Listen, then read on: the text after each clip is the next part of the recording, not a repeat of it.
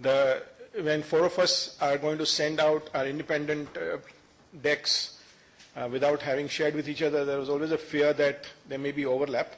So far between Rajiv and mine, I think there is not much overlap, so hopefully you will get a different perspective to the subject. Quick introduction, last about 14 years in the internet space, co-founded a company called HomeIndia.com way back in '98. It was an e-retail startup. We were selling Indian products to customers outside India. Ran that for about 9 years, spent about a year and a half here in Delhi with Compare Infobase Limited, another internet business. About 1,000 people company at that time. I was a chief operating officer. And then 2009 is when I started Social Wavelength, which is a pure play, full service social media agency based out of Mumbai. We work with a whole lot of clients, but I'm only showcasing some of the entertainment related brands which we have handled. So these are some of them. So considering the subject of the day, just to give you a feel from where the understanding or the insights come. So I'm going to stick to 10 minutes, and I thought 10 minutes equals 5 slides. So here are the 5 slides, and we'll go through each of them one at a time. Quick view on movies, the film business, and what I say is that how the change today is with context of social media, how Saturday has become the new Friday. Okay, so what do I say? What does that mean? The point is, who cares about the newspaper review? That's the point. So there was a time when a lot of film viewing decisions would have been made by how many stars the Times of India or your favorite newspaper reviewer gave it. So today you have that review still coming in, but do you really wait? Do you go by that? Or do you wait for the Saturday morning when some of your friends who are connected to you on Facebook or Twitter have watched the film and they give their verdict? And you decide to spend the money and time on Saturday or Sunday based on what your friends tell you. It's social media at play deciding the fate of entertainment. Okay. What does that mean? It explains some development. So one of the development is dramatic crashes. Okay. Say, for example, something like an Agent Vinod.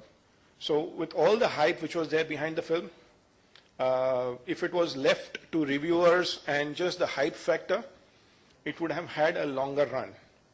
But first few people come out of theaters on Friday, and they lambast the film on Twitter and Facebook and everywhere, and the others decide to save their time and money.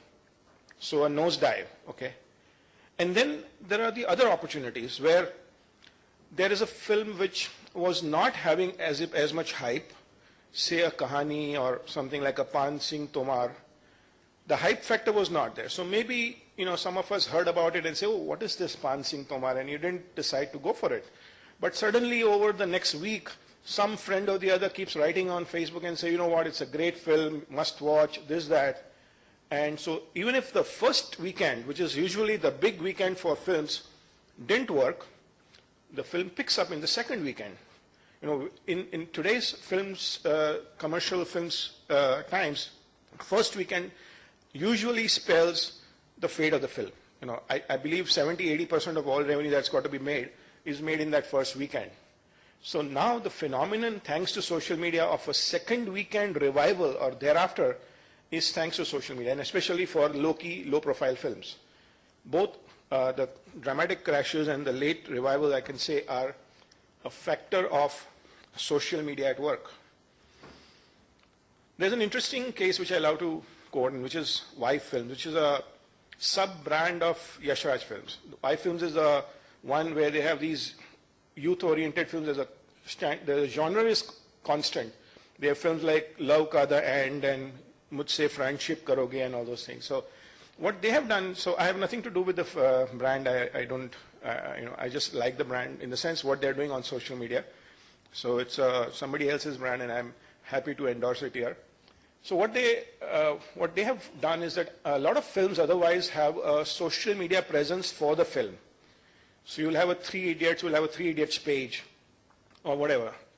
However, what Y Films does is that they have a page or the social media presence for the brand, Y Films brand. And over time, they have built a certain size of that particular brand. and they work on since they play on a specific genre, the kind of community they've built is of that genre, the young people. And as one film after the other film has come and they have promoted the brand, the size of the community has gone up, and they use the community in very interesting ways, including, for example, to test a certain new thing which they are doing in the next film. So they'll share maybe the music ahead of time before it's finally cut, or they identify influencers within this community and they share with them selectively a certain sequence, get some feedback. What it ends up doing is that they have the right audience who they are appealing to on the actual theater, and this audience is actually giving them feedback because they have nurtured that community very well over time. And they are able to sense, well, after all that, if the films don't work, still it's a different problem. At least they're getting the feedback, and maybe in time the film will actually work. So the challenge continues to be there. But it's an interesting development in the social space. The other interesting part for Y films is that they even sell online, because especially globally, they don't get a global theatrical release because the films are really low budget, not having the big stars. So they sell films. They actually allow people outside India to watch the film online. So that's how they also get an online reach. And all of that is significantly facilitated through the use of social media. So it's some thoughts on how movies are getting impacted by social media. So as I said, the fonts have got really messed up. I didn't mean to write like this, so I'll read it out. My original deck had more readable fonts, but what this says is television on social is not just a means, but the end.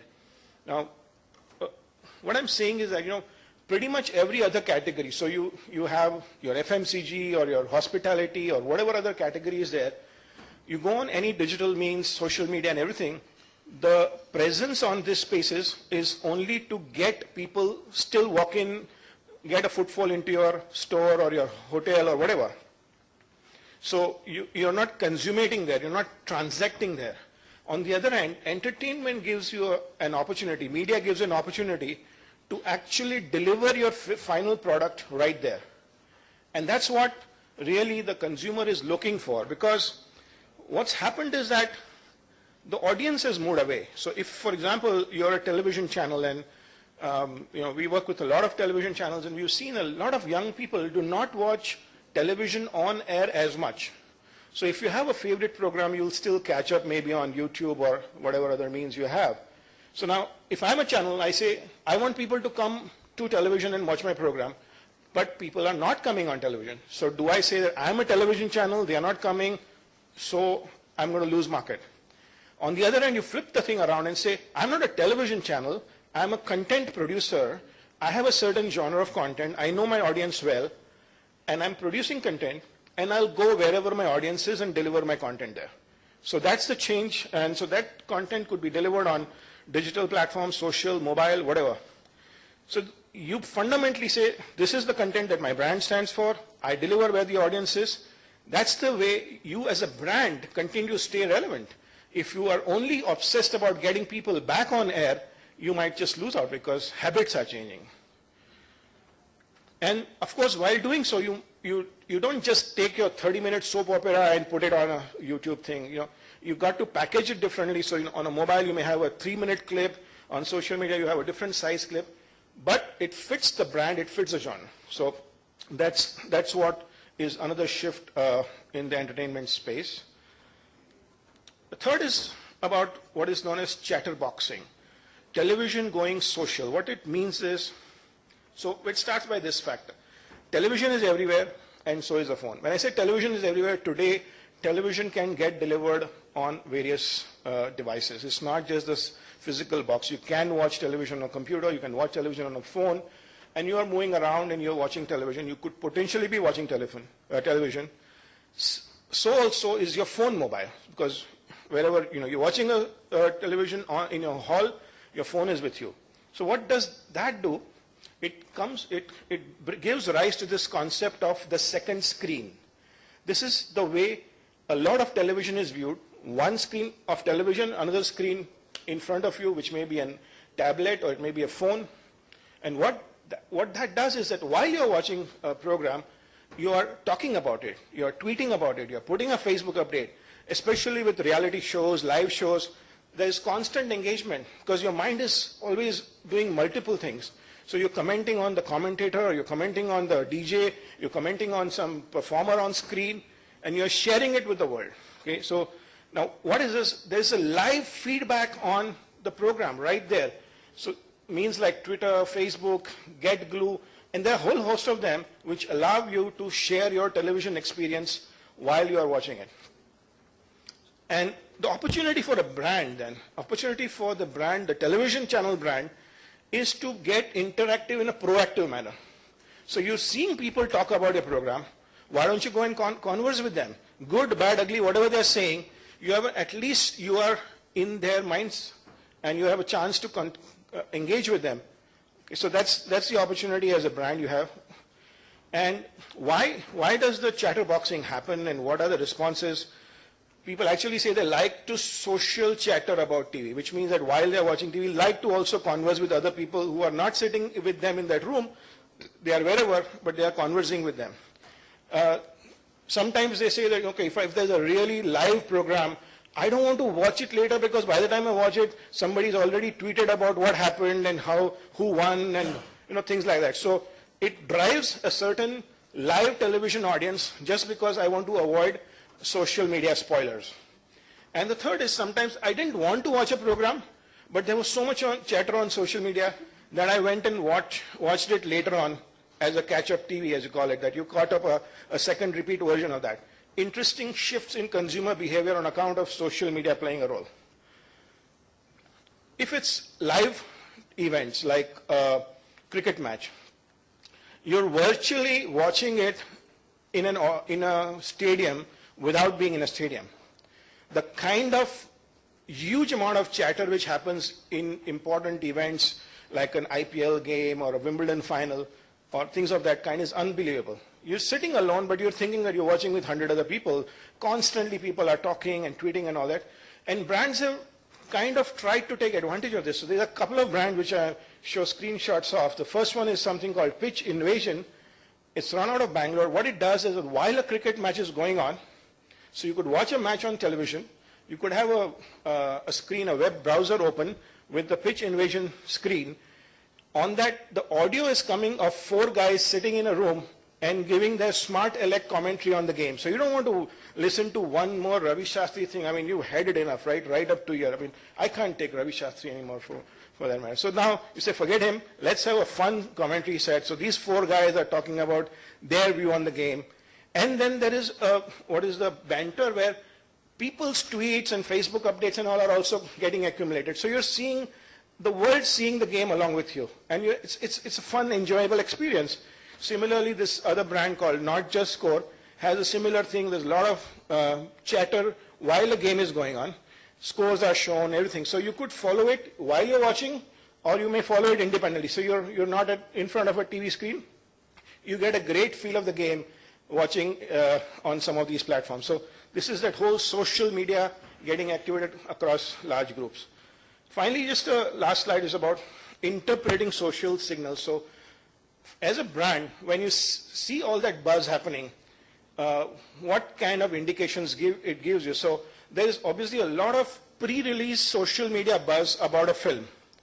Can the film do something based on the pre-release? Maybe, maybe not, but at least it gives them an indication of maybe if people are feeling that, this is a challenge, I don't think Shah Rukh Khan can act like a Don or whatever feedback is coming in, if they can seriously analyze it, there is possibly a way to do something even if it's at a late stage for a film. But at least there's an analysis that if so much buzz is there and so much of it is positive and so much of it is negative, maybe they at least get an idea of how the film will do on Friday.